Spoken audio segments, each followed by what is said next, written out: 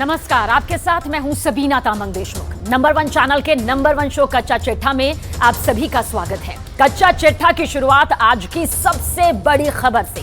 दक्षिण अफ्रीका ने इजरायल से अपने राजदूत और बाकी राजनयिकों को वापस बुला लिया। इजरायल और गाजा के बीच महायुद्ध को अब 1 महीना पूरा हो गया और गाजा से अपडेट यह है कि इजरायल की सेना अब इतनी अंदर घुस गई कि उसने गाजा पट्टी को 2 हिस्सों में काट डाला। सवाल यह है कि अब हमास आगे करेगा तो क्या कुछ करेगा।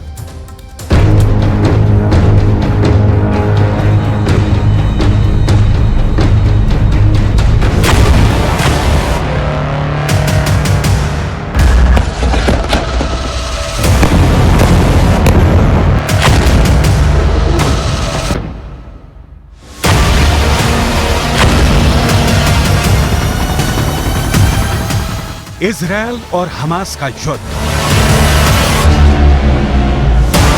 जंग का 1 महीना पूरा हुआ और इस 1 महीने में इतना खून खराबा हुआ कि दोनों तरफ मिलाकर 12,000 लाशें गिर चुकी हैं। अब इजरायल का ऐसा हमला कि गाजा को काट दिया हाफ और हमास का किस्सा 100% साफ।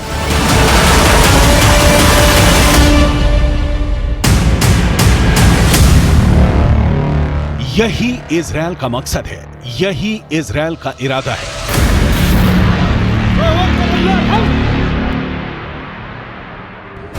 इजरायल का ग्राउंड ऑपरेशन बता रहा है कि अब उसने गाजा को 2 हिस्सों में बांट दिया है।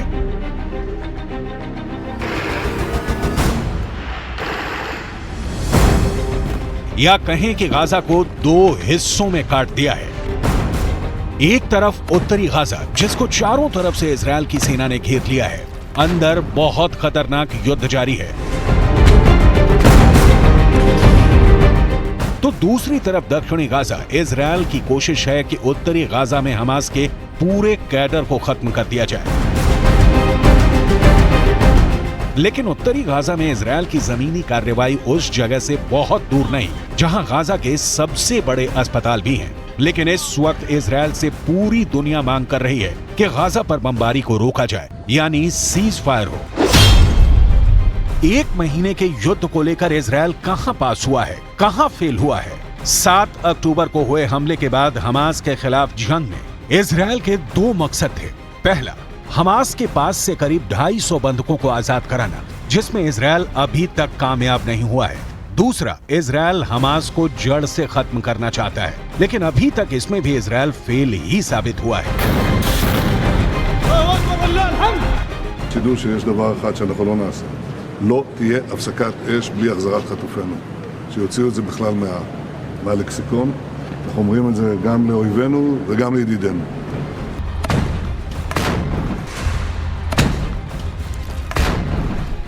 अमेरिका भले ही खुलकर इजरायल के हमलों का विरोध नहीं कर रहा है, लेकिन हकीकत यह है कि वो भी सीज फायर चाहता है। ऐसे में अब तक इजरायल को सिवाय हमास के कुछ कमांडरों के मारे जाने, बंकर तबाह करने से और ज्यादा कुछ हासिल नहीं हुआ है। उत्तरी गाजा में इजरायल के टैंक घूम रहे हैं,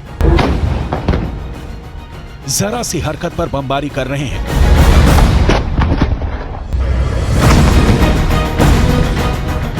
इजरायल अब पूरी तरह हमास को घेर कर मारना चाहता है। इजरायल ने गाजा को कैसे 2 हिस्सों में काट कर रख दिया है, इसे समझना बहुत जरूरी है, क्योंकि यहीं से इस युद्ध की अगली लड़ाई और आने वाला खतरा पता चलेगा।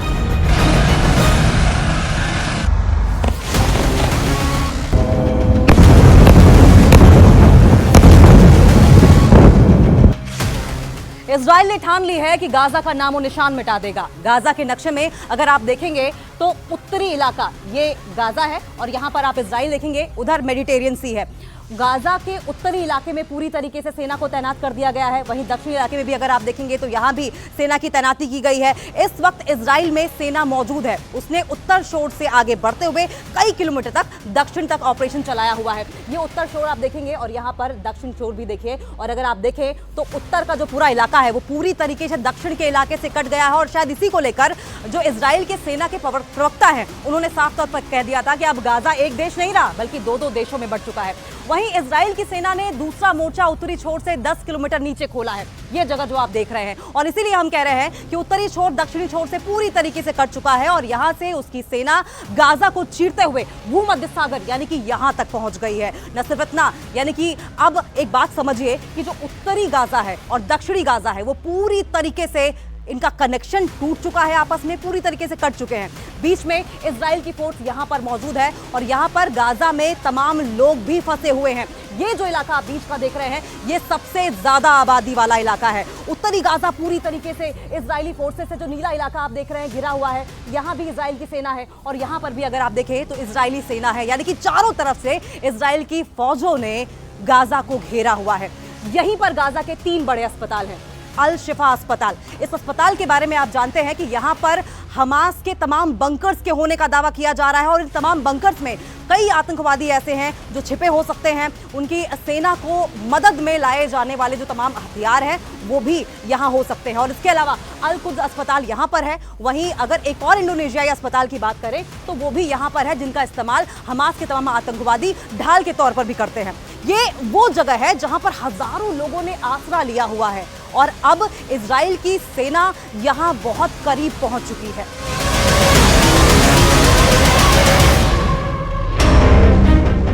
लेकिन इजरायल का दावा है कि इन अस्पतालों में हमास के अड्डे हैं, इसलिए वो आसपास हमास के अड्डों को टारगेट कर रहा है।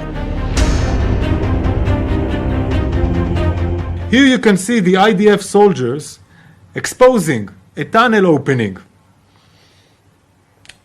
This is part of an operation, a ground operation that was conducted on the hospital, then revealed a tunnel that was being used for terror infrastructures in the Qatari hospital. If it wasn't enough, this tunnel, if it wasn't enough that we expose the tunnel under the hospital, the terrorists also shoot at our soldiers from within the hospital. इन्हीं अस्पतालों के बीच Israel बमबारी तेज हो गई है। Israel अब इन अस्पतालों के आसपास लगातार बमबारी कर रहा है।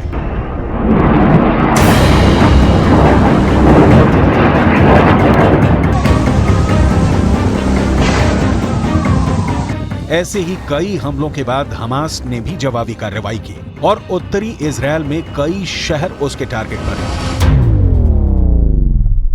रात हो या दिन 24 घंटे लगातार गाजा पे हमले जारी हैं आईडीएफ के, और एक बहुत बड़ा हमला हुआ है। न्यूज़ 18 इंडिया इस वक्त गाजा बॉर्डर पे मौजूद है इजराइल की तरफ, और वहां से आपको एक बड़े हमले की तस्वीर आपको दिखा रही है। इस समय देख सकते हैं आप उत्तर गाजा में शायद जबालिया या बेट हनून है, उसी का इलाका है, उसी के आसपास का, वहां एक बहुत बड़ा हवाई हमला किया गया है। धमाके लगातार हो रहे हैं, लेकिन ये बड़ा हमला हुआ और एक ही नहीं, उसके बगल से एक दूसरा गुब्बार भी उठता हुआ हमें दिख रहा है।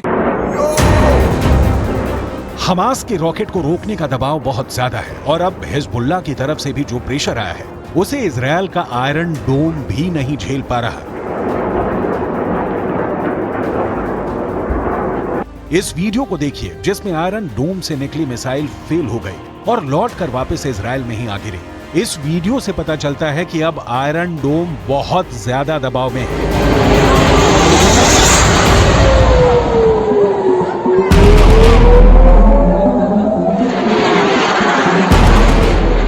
आयरन डोम 24 घंटे काम कर रहा है, लेकिन ये भी एक मशीन है और मशीन भी थक जाती है।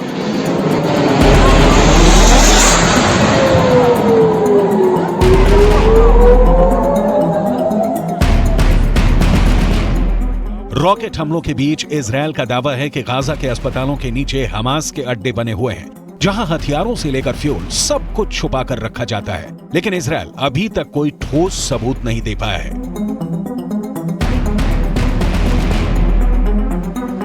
Hamas is hiding behind hospitals.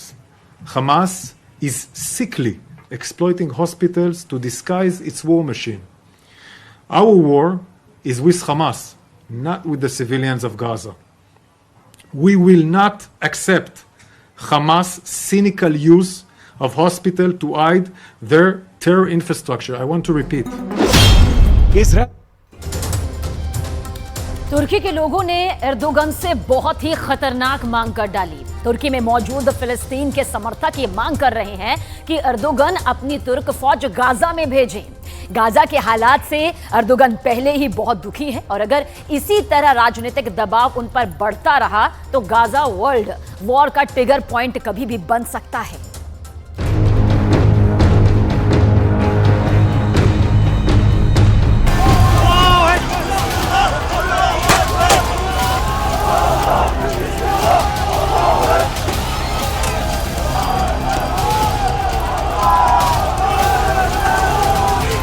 तुर्की की जनता सड़कों पर उतर आई है।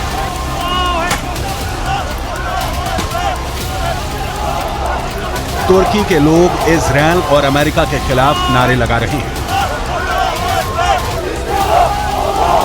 अगर विरोध प्रदर्शन सिर्फ यहीं तक होता तो बाइडेन और नेतन्याहू को इससे कोई फर्क नहीं पड़ने वाला था, लेकिन तुर्की के नाराज लोग जो फिलिस्तीन के लिए नारे लगा रहे थे,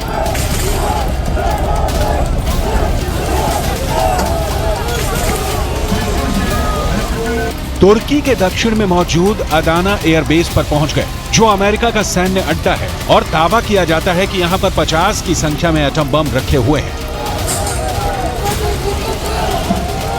यह विरोध प्रदर्शन अदाना की सड़कों पर भी हो सकता था, लेकिन क्या जानबूझकर परमाणु बम वाले ठिकानों पर भीड़ का हमला करवाया जा रहा है?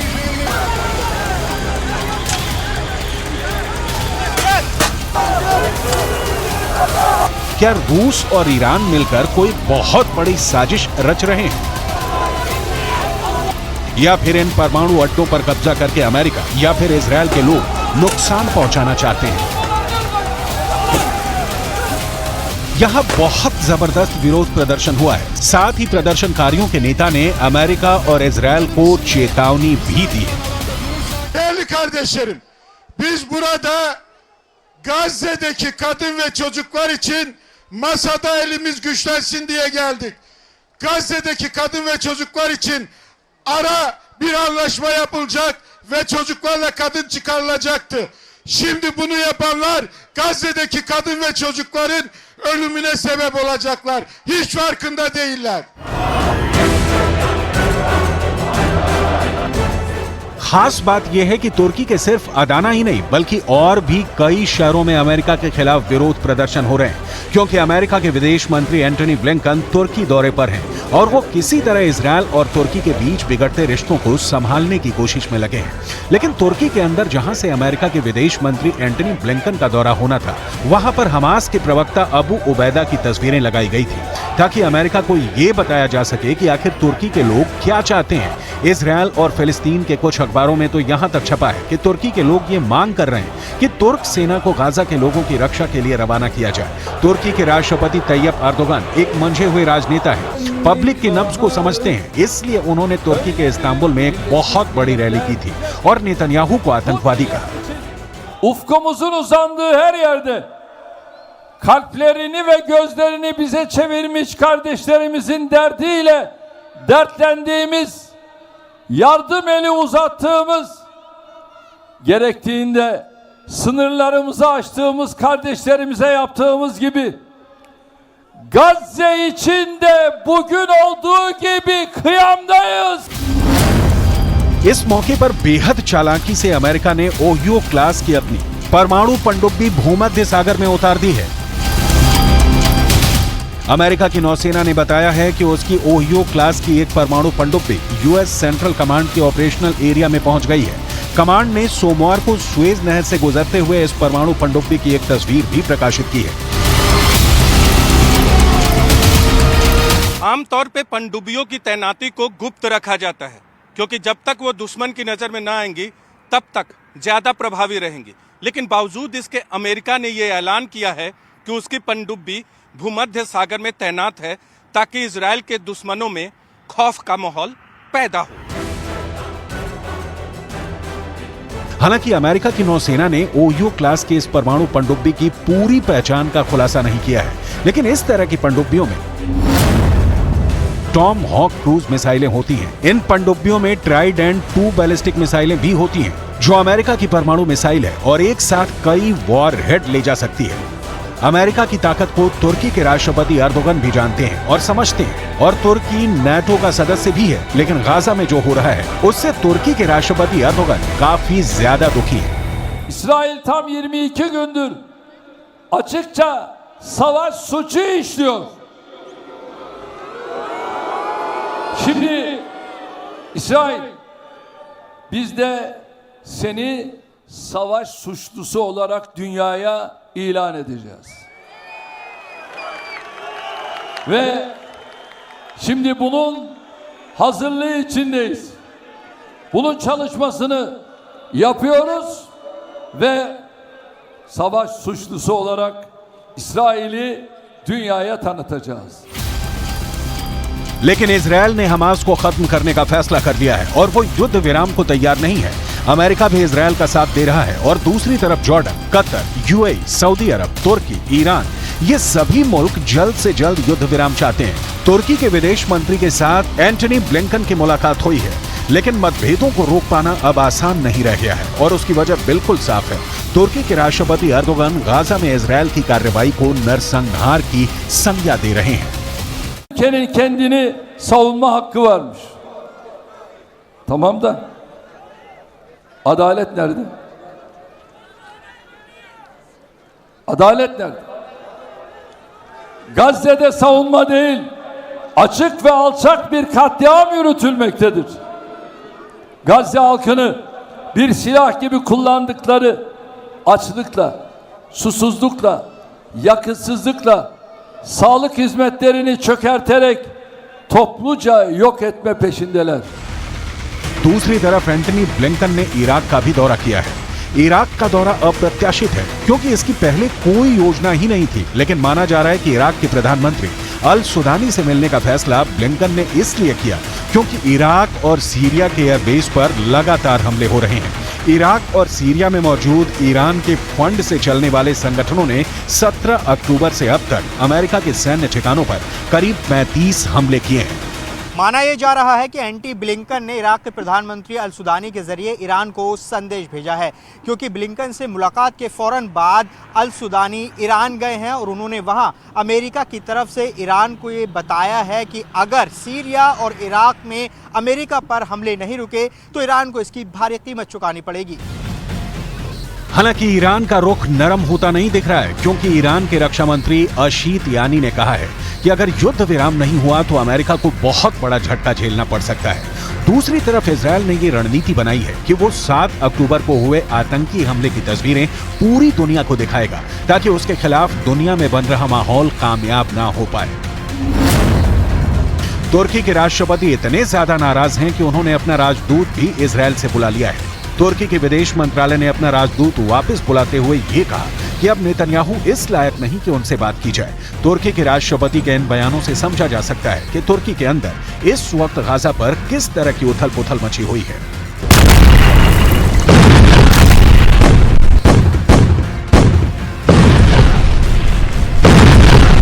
Ülkenin kendini savunma hakkı varmış.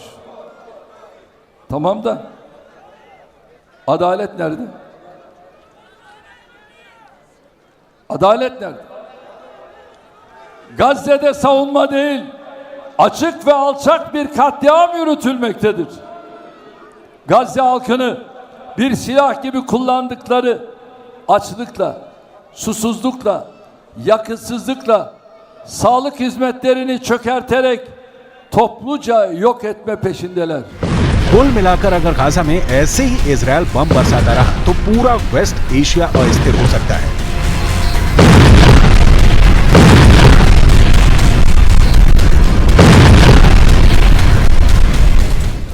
Gaza में चल रही बमबारी के बीच व्लादिमीर पुतिन ने बहुत बड़ा एक्शन लिया। रूस ने अपनी न्यूक्लियर पावर से लैस बुलावा मिसाइल का परीक्षण कर नई खलबली बहुत तेजी के साथ मचा दी। कहा जा रहा है कि पुतिन की इस बुलावा मिसाइल के टारगेट पर एक नहीं बल्कि 3 देश हैं। यही बात ज़ेलेंस्की और जो बाइडेन के बाद नेतन्याहू को बेहद परेशान कर रही है।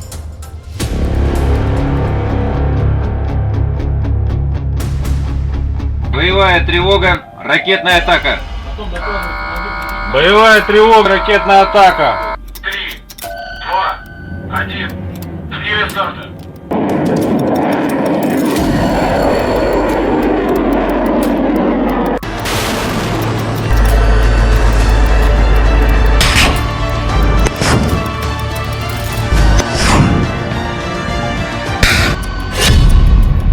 पुतिन के न्यूक्लियर बुलावा का बवंडर।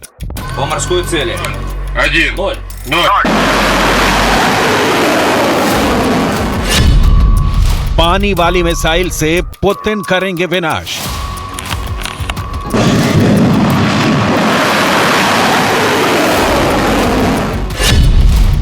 पुतिन का मोस्ट डेंजरस हथियार फायर।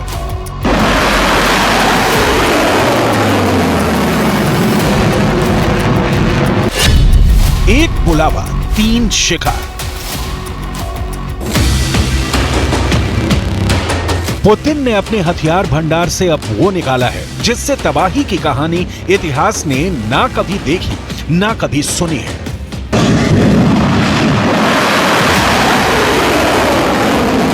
Боевая тревога, ракетная атака.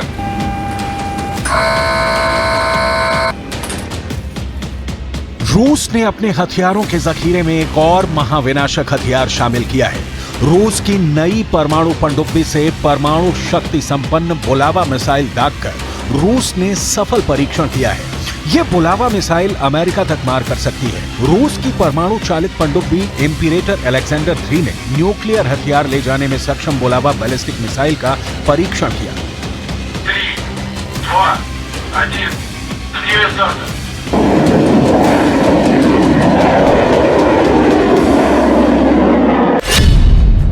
रूसी रक्षा मंत्रालय ने एक बयान में कहा कि पनडुब्बी से बैलिस्टिक मिसाइल दागना टेस्ट का अंतिम चरण है, जिसके बाद इसे नौसेना में शामिल करने का निर्णय लिया जाएगा।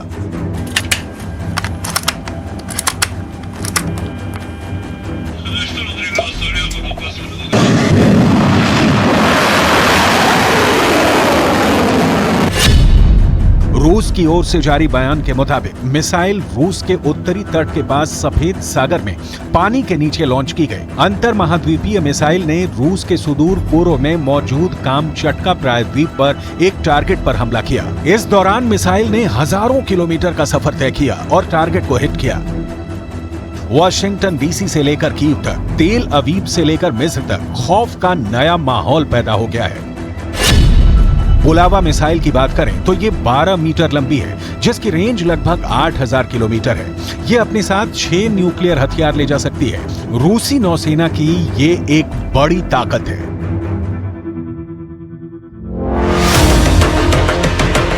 छह न्यूक्लियर बम यानी 6 शहरों की तबाही। और जाहिर है ये शहर सिर्फ यूक्रेन के नहीं होंगे, इसकी जद में अमेरिका के शहर भी हैं। रूस ने अमेरिका तक मार करने वाली मिसाइल का परीक्षण करके पश्चिमी देशों को कड़ा संदेश दिया है। ये मिसाइल रूस का सबसे खर्चीला हथियार कार्यक्रम बताया गया है। बुलावा मिसाइल की ताकत रूस को इस क्षेत्र में अभेद बनाती है। बुलावा मिसाइल जिस नई पनडुब्बी से लॉन्च की गई उसकी डिटेल समझनी भी बहुत जरूरी है। इम्पीरेटर अलेक्जेंडर 3 नई बोरेई श्रेणी की परमाणु पनडुब्बी में से एक है, जो 16 बुलावा मिसाइलें ले जा सकती है। नौसेना के पास बोरेई क्लास की 3 परमाणु शक्ति से चलने वाली पनडुब्बियां हैं। एक का परीक्षण पूरा हो गया है, 3 अभी निर्माणाधीन है। रूस ने बुलावा की फायरिंग का वक्त नहीं बताया, लेकिन जब आप इस बुलावा मिसाइल की खासियत जानेंगे तो क्लियर हो जाएगा कि वक्त किन देशों का खराब हो सकता है बुलावा फायर होगी तो। क्योंकि कहा जा रहा है एक बुलावा का 3 शिकार है। पहला अमेरिका, दूसरा इजराइल और तीसरा यूक्रेन। इन तीनों देशों से रूस की दुश्मनी जग जाहिर है, क्योंकि 3 में से 2 देश तो अमेरिका की सुरक्षा में सांस भरते हैं। तो बात सबसे पहले यूक्रेन की, क्योंकि पुतिन के लिए यह युद्ध नासूर बन गया है, ना खत्म हो रहा है, ना पुतिन को निर्णायक जीत मिल रही है।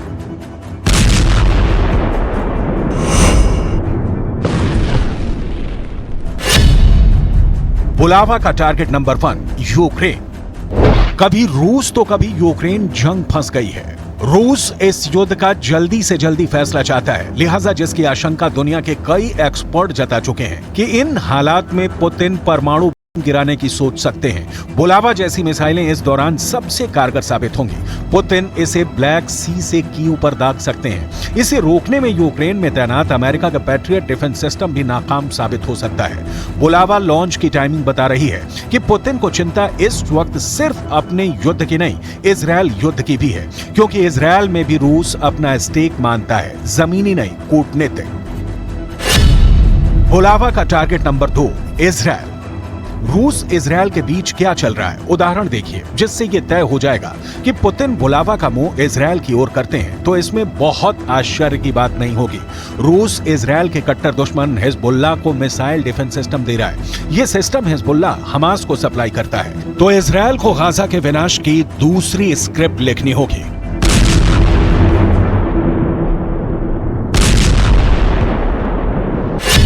हिजबुल्लाह को रूसी हथियार।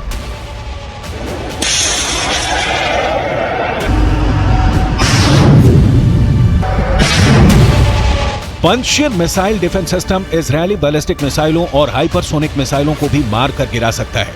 रूस ने दावा किया था कि SA-22 air defence missile system America के पैट्रियट मिसाइल सिस्टम के बराबर है।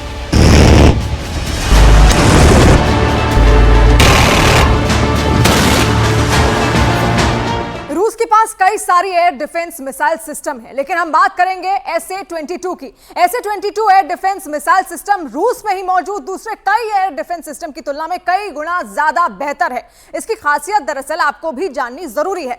SA-22 air defence missile system को असल में पंतशीर के नाम से जाना जाता है। इसकी और क्या क्या तकनीकी खासियतें हैं वो भी हम आपको यहां पर समझाएंगे, लेकिन पंतशीर के नाम से इसको फिलहाल जाना जाता है। और ये एक सेल्फ प्रोपेल्ड मीडियम रेंज सतह से हवा में मार करने वाला एक ऐसा घातक मिसाइल सिस्टम है जिसका इस्तेमाल एंटी एयरक्राफ्ट आर्टिलरी सिस्टम के तौर पर भी किया जाता है।